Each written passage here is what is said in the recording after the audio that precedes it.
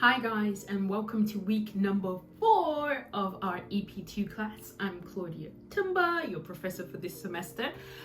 Today I am dedicating this lecture or this session to shooting videos, especially shooting them at home. Now, I'm really grateful for all of you who responded to the discussion questions. It really helped me to see the things that you guys struggle with and also ways in which that I can help you.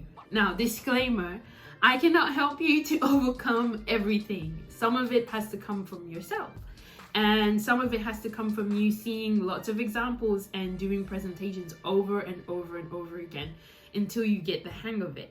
However, there are some tips and tricks that I can give you, and that's what I wanted to focus on today. So I want to read out actually some of the answers to the questions I asked when I asked you to discuss about presentations.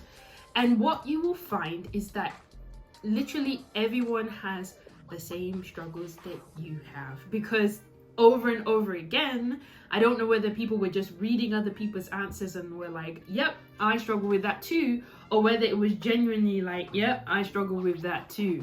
And so I'm gonna go through it not in detail, but just picking certain things that people said, and yeah, we're gonna share it. And you're gonna find that a lot of the people, a lot of your classmates, a lot of your year mates or grade mates all feel the same way about presentations as you do. So I asked, what's the hardest thing about presentations, and how can we make it easier, or how can I make it easier for you? And a lot of people said not having an audience at home, kind of just speaking to nobody. That is something that comes with practice. You just have to have imagination. You literally just have to pretend like the people are there or just have it in your head that people will watch your video. So therefore everything you do really matters. And also that was a problem, because then you don't have anyone to kind of work with, nobody to feedback of your energy, right? So it's like, is this lesson going well? That was another problem, is not knowing whether the lesson is going well or not, because nobody's there to kind of give you that feedback. It's less interactive because nobody's there to reply to you. Now I'm going to talk about, hopefully in my demonstrations you'll see how you can make it more interactive. It's really about pretending your audience is there, asking them as many questions as you have, and making your materials and activities very interactive. Like, you need the person to respond, you need to do something, you need to move. That can really help. Fear of making mistakes. Oh my goodness. This came up like time and time, almost for every single question. Worries, struggles. This was like one of the big things that just kept on being repeated. Just the fear of making mistakes. Guys, make mistakes. It's okay. Let me tell you something. You are going to screw up so many classes. You're going to walk away some days and just be like, what did I do? Like, what did I just do? I've messed up some kid's life. You're gonna feel like that. What the hey, you survive. You know what? Even at the university, even whilst doing these video lessons, I have tanked. I have got it wrong so badly. And what I hate the most is if I get it wrong on a Friday, then I stay with this kind of feeling of, oh my gosh, man, that lesson was so bad. Like the whole weekend, I'm like, that lesson was so bad, that lesson was so bad. But what I've realized about kids are very forgiving and very quick to forget, actually. So even if you have a really bad lesson in real life with some kids, by the time you see them the next time, it's not even a big deal. They've forgotten about it. So relax. And what I always say is make as many mistakes as you can now. You are learning. You have to be real with yourself. You're not yet a teacher. You're learning to be a teacher. So make mistakes. Now, what I would say is that some people, they do not practice enough. They don't do enough preparation. They just don't do enough to get themselves ready for a presentation, and they expect an awesome mark. They expect me to give them thumbs up. Well, no, you have to put in the work. You have to actually practice. This is something that's new to you. You have to put in the work. And I can tell when somebody has put in the work and when somebody has just literally was like, oh crap, this presentation is due tomorrow. Let me quickly bring something together. There are those differences, right? So when it comes to making mistakes, it happens. It's so normal to make mistakes. Your professors do it, your parents do it, everybody's making mistakes out there. But do not let that fear kind of hinder you. And I don't think there's any other trick than just continuing to make mistakes, continuing to doing lessons over and over again. Hardest thing, materials. This was a big thing. So many people were like, I don't have the materials that I can use when I'm at home because it's not like school. Well, you've got a great option, Daiso, right? So I went to Daiso this week. I walked around, looked around at what they had to offer, at the types of things that they had to offer, and it's quite good. I think everything you need, some crafts and some paper, some boards, any kind of thing that you need, you can pretty much find it at Daiso. I was really happy. There's a book that I have here. It's this book. It's a really fun book from one of my favorite stores when it comes to arts and craft. I've gotten some really cool things from there. Let me see if I can find it. But yeah, let me tell you about this book first and then I'll find what else I got. This book is just a book with tons of different faces, right? Faces. And then at the back, it has like lips, it has eyes, yeah, it has like mouths, eyes, all the parts of the face, right? So when you're doing a lesson, I love arts and craft and I love making things. Your kids can make their face, especially when you're doing hello, how are you, or you're doing feelings. Well, you can use that and ask the students to portray different feelings. I think there's stickers that you can put on and I think you can peel off quite easily. Well, I was so surprised. I found similar books in Daiso, and actually they had different styles, and the Daiso that I went to was quite small, so I imagine in a bigger Daiso there would be even more options. Another thing that I bought in the party section was this pointer, right? A pointer is so like important to the teacher because as you're explaining things, you want to be able to point to your students like, look over here or look over there. So let me show you. It extends, which is, well, that's what it said it would do. Oh yes, it does. And it came off. But here, there you go, you got a pointer. Hello. And it's really cool and keen, and you can point and you can feel like a teacher a little bit, and it's a lot of fun. So there you go, found it at Daiso. I needed another one of these knife cutters. I bought one. I bought, just a thicker pack of these colors. When you're talking about being interactive or being able to do something, well, why not have, use Velcro. Velcro is so useful in our classes. You can show the students this picture and you can ask them, what is it? What is it? What is it showing? Look over here. What is that? And hopefully they'll say the right word, and then you can put it up. Put it up. And again, this just makes it a little bit more interactive. You're asking them questions, and it helps you as well because you can hold up something and you can ask them questions. And I did my little handprints. So for it's kind of hard to do this and stare at the camera. And then finger, right? Finger, right? So you can make all the materials that you need. Let me show you what it was. What did I get? I have this giant pencil, and I kid you not, all of my students go crazy for it, but I don't know where it is. Wait a minute. If nothing else, my students get really excited for this pencil. It's bigger than my face. They love writing with it. They love seeing me use it, and it's super fun. So you can get some materials. Go to Daiso. I tried going to Artbox, but I found Artbox was so much more pricey. Their materials I think are nicer. They have some really great designs, but in terms of expensive, like it's just way beyond. It's not reasonable prices, especially if you don't have that much money. If you have, you know, Artbox money and you want to splash out, you could do that, but Daiso will serve you quite well. So when it comes to materials, go to Daiso or look in your cupboards. I think I had a lot of materials. I had like a whole bag of tape, Velcro.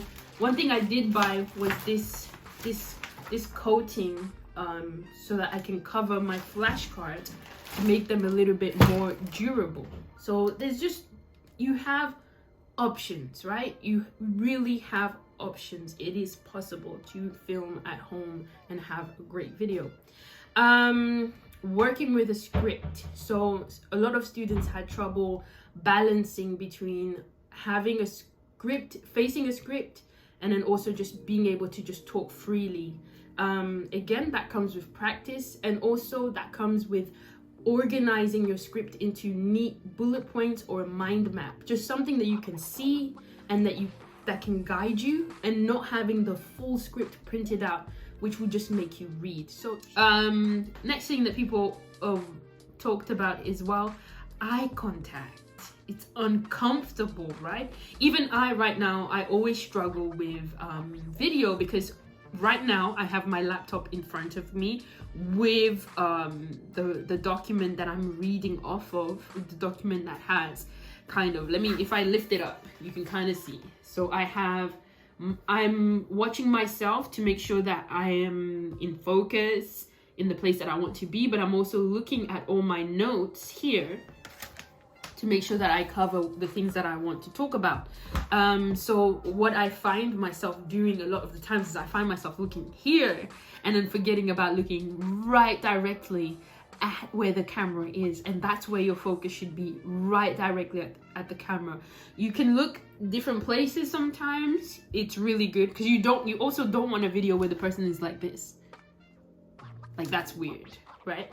So but for most of the time when you're talking, when you're directing any speech on video, direct it directly to the camera. Now in the class, what I always say is find somebody you feel comfortable with, especially when you're doing presentations within your degree, within your school years.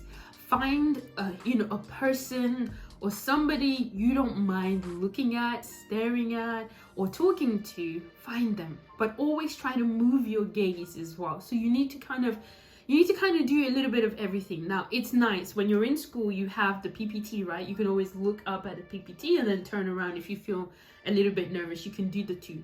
But it's really, really important to practice eye contact. And for me, the only way to do that is just to look at your students. It's a part of engaging. I mean, you wouldn't engage with somebody that doesn't look at you.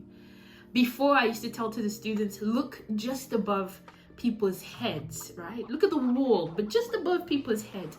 But if you do that too long, it also becomes a bit awkward, because they can see that you're not looking at them, right? So I always look. And eye contact is very important in the classroom as well, because when students are misbehaving, you can just give them a quick, I know, right?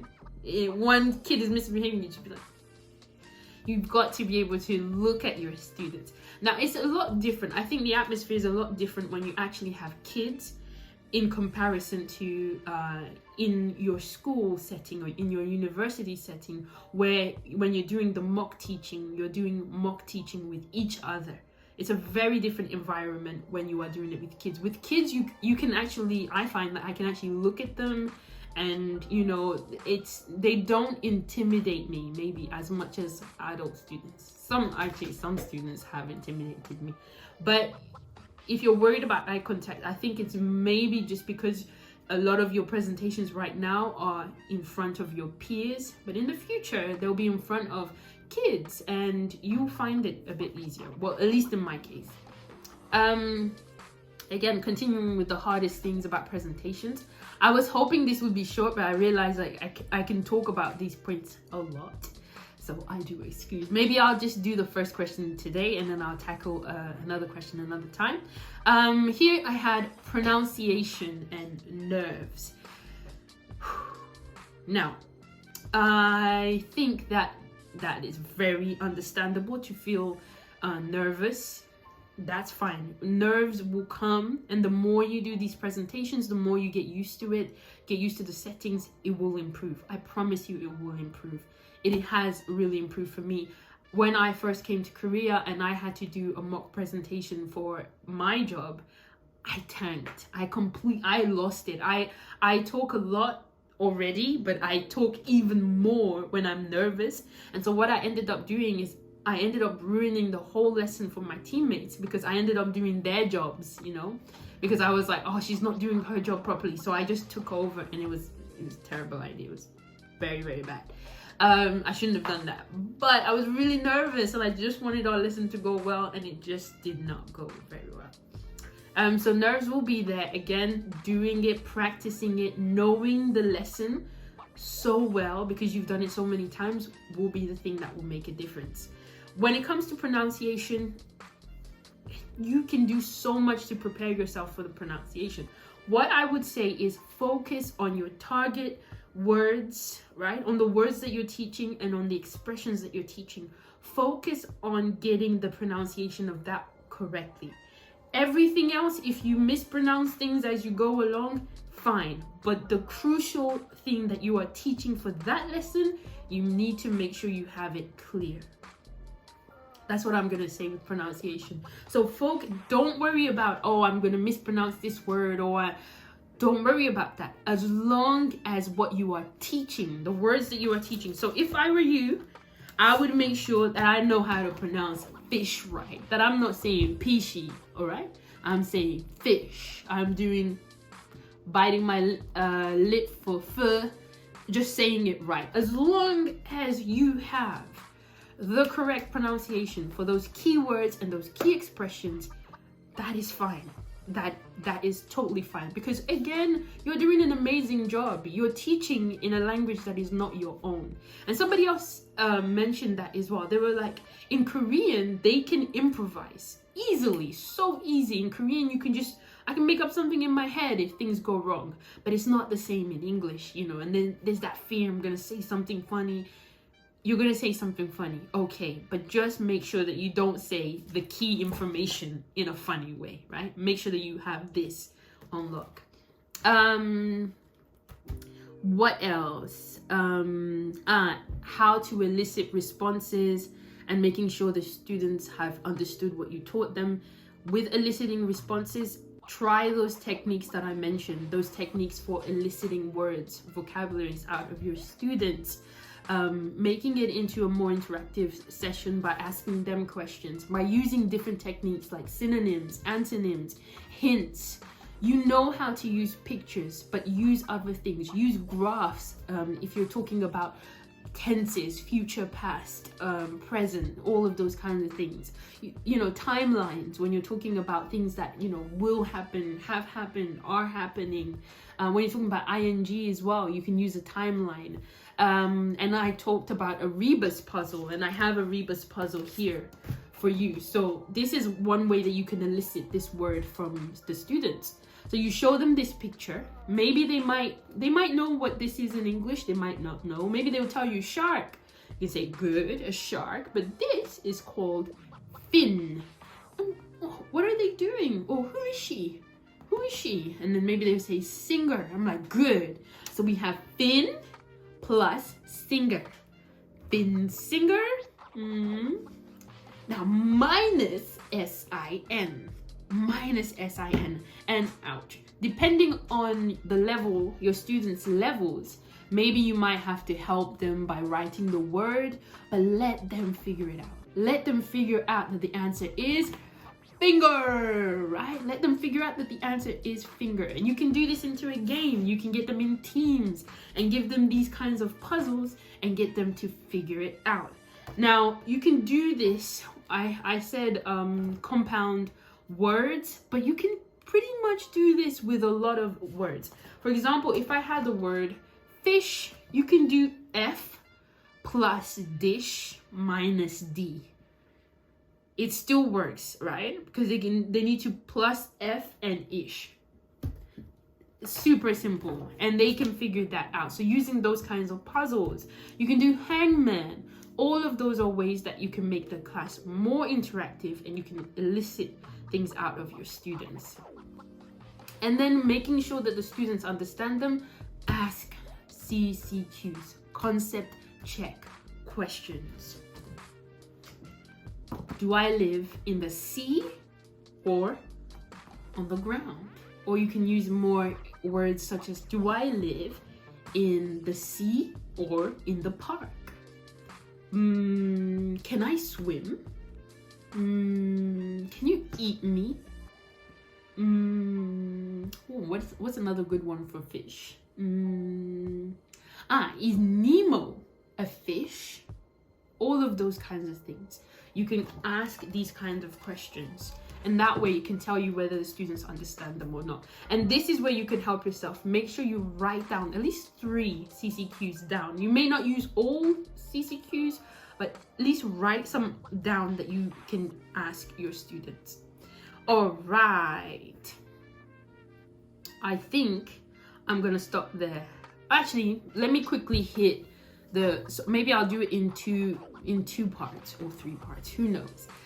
Here I had some struggles. I asked you specifically struggles of teaching at home, and I had things like feeling embarrassed because it's video style and because your family members could be like, hey, what's up, what are you doing? Now you may find this a bit difficult, but you kind of need them. You need them to make you feel embarrassed. You need them. And if they can be your audience, some of you are saying you need somebody to engage with, somebody to feed off from. Well, use them. Get them to sit and be your audience. Be the ones that are engaging with you. If your family members are particularly annoying and you do not feel comfortable at all in front of them, then just wait for a time when they are not there. Maybe if your parents are at work, and preferably during the daytime. Now, I did have a video submitted to me by a student, and it had their dad in the back. Oh, I don't even know. I'm just assuming it's the dad because dads usually do this. But somebody in their house was snoring, and I could hear the snoring, and I was just like, oh my gosh. And I was just like, couldn't they find any other time to do the video? So I understand that there's family troubles, there's family problems. Many times when I'm looking at a video, I don't really, if there's snoring or there's things that you couldn't help, somebody walks in or somebody giggles or somebody sneezes, I'm not gonna mark you down based on that. I'm only gonna mark you down on you haven't done your, great flashcards. Your material isn't child friendly. I'm gonna mark you down if you're not asking CCQs. You're not giving me gestures. Your video is not, kid friendly. You filmed and it was like really dark. We could hardly see. We could hardly hear you. Those are the things that I'm gonna mark you on. I'm not gonna be harsh on you because you had somebody in the background, because somebody walked in, because I have to take that into consideration that may be your situation.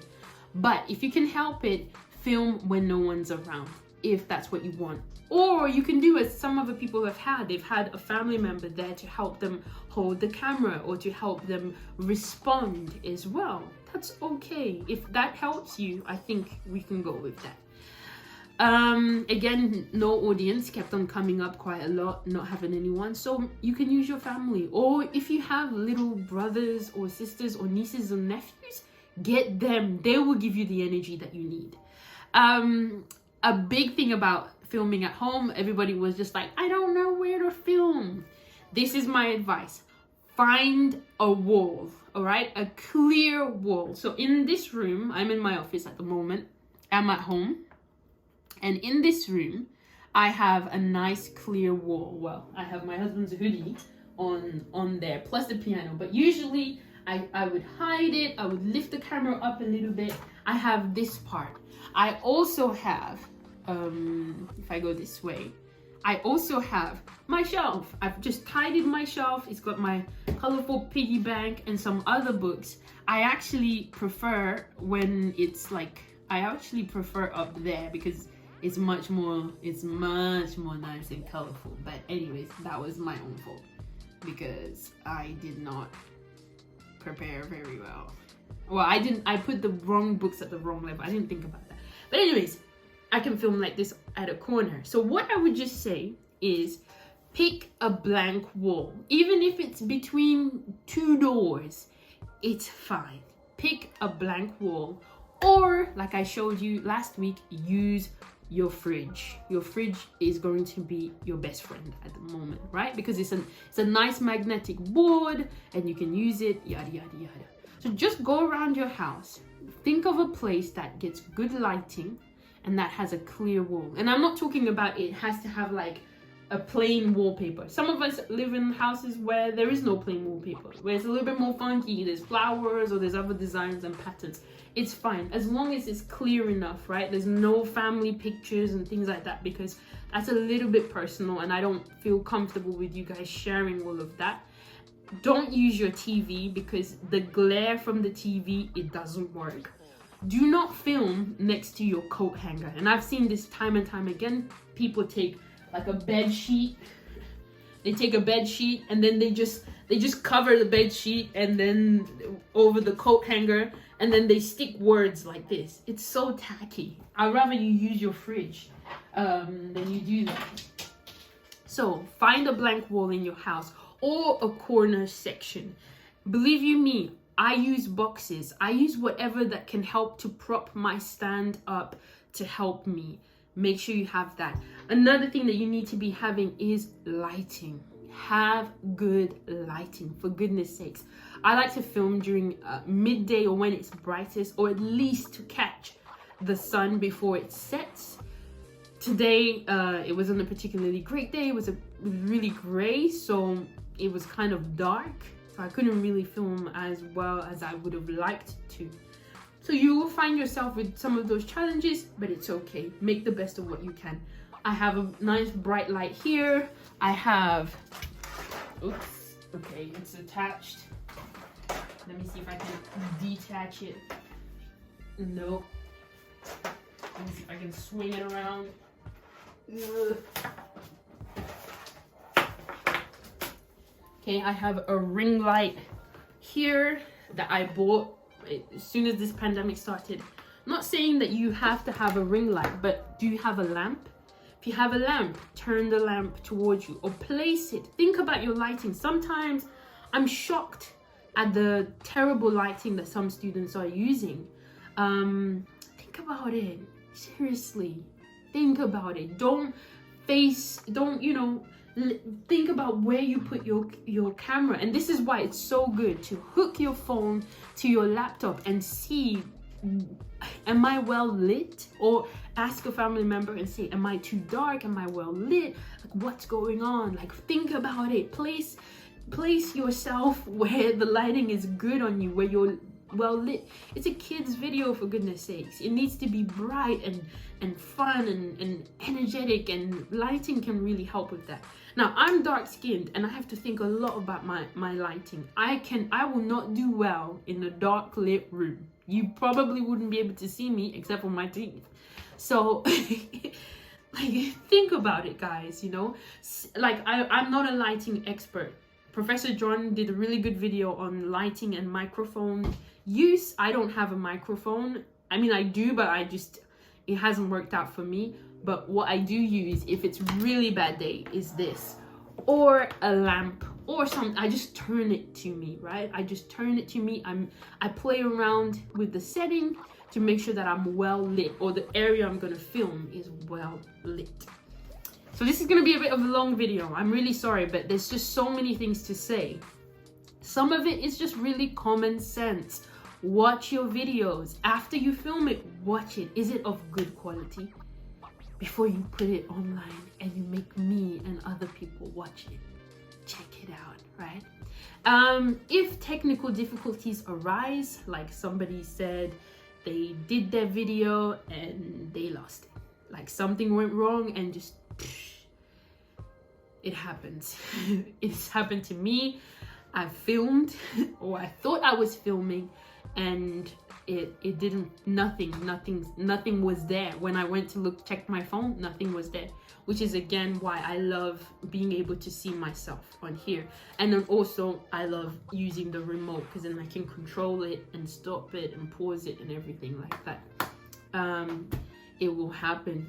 Film it again, and you will find that the second time that you film it, it might actually be better than the first time. So those are I know I talked a lot about different things that came up in your presentations. What I would say the most though is practice does make perfect. So in light of that, I am going to be giving you a little challenge. I'm going to create an account for you guys, each person on Flipgrid, and I'm going to ask you to teach a song, to teach it following how I taught you how to teach songs. So you're going to have to teach the words, pre-teach the words, you're going to have to teach me the gestures, and you're going to have to teach me the song a cappella, right? And then with the big finish, with all the moves and everything like that. The song that you'll be teaching is called, I think it's Once I Caught a Fish Alive, right? It goes like this. 1, 2, 3, 4, 5.